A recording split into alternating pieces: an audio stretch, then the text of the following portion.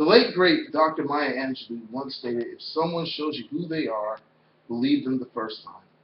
I asked myself, what was the good doctor referring to when she made that statement? She was referring to a person's character, not only the character of the individual, but the character of the organization, especially when private entities are in the business of garnering customers. My name is Kevin James, and I'm going to be discussing with you the case studies that I read about in the textbook pertaining to Abercrombie and Fitch. In the case study, I learned that Abercrombie and Fitch is a huge retail supplier, selling clothes and wares to just about everyone. Unfortunately, Abercrombie and Fitch also had a problem when it comes to dealing with the comments that they've made about customers and their employees, and they also had problems when dealing with the consequences of such actions. According to the NAACP, Abercrombie and Fitch was the subject of a lawsuit from the Equal Opportunity Employment Commission when Gonzalez, in the Supreme Court case, Gonzalez versus Abercrombie and Fitch. In that case study, in that court trial, Abercrombie and Fitch refused to hire African Americans, Latinos, and women. So, in addition to that, the Daily News reported back on May 9, 2013, that Abercrombie and Fitch was also reported stating that they don't sell to plus-size women. This means that they have a select clientele that they will sell to.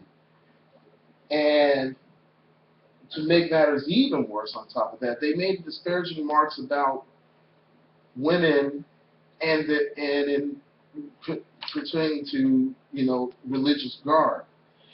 Yahoo Health reported in February 26th of this year that Samantha Eloff, a 17-year-old woman who was a Muslim, wanted to work for them, but Abercrombie and Fitch stated that they do not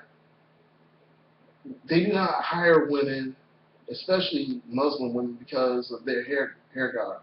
That case is being answered before the Supreme Court. Worse than the comments that they've made is the consequences of their actions. According to the New York Times, in an article on November 17, 2004, Abercrombie and Fitch had to pay $40 million in the lawsuit of Gonzalez versus A.B. Fitch due to Abercrombie and Fitch due to the fact of the comments they made about the fact that they will not hire minorities. And even worse yet, they made comments that pertain to individuals with developmental disabilities, and comments regarding to Americans with Disabilities Act, when they had to pay, according to the Star Tribune, dated September 9, 2009, that Abercrombie and Fitch was fined over $115,000 when they refused to let a teen girl help out her autistic sister. In closing, protecting your brand is very much important. It applies to individuals, whether they're in the public or private sector, and it pertains to the organization itself.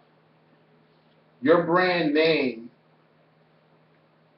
helps you not only generate profit, but it also welcomes another customers into your organization.